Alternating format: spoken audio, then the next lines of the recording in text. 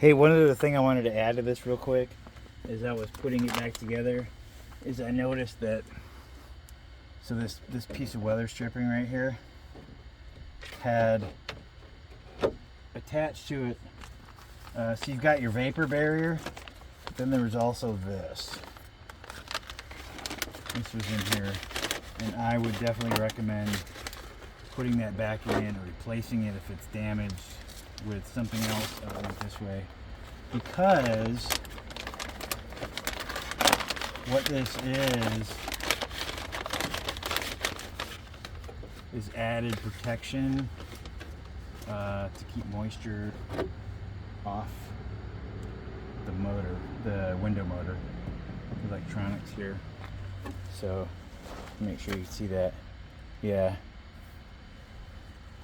what that little, there's a little piece of weather stripping here that goes down behind it, and then you just put the weather stripping over that, and that keeps your additional protection for the electronics.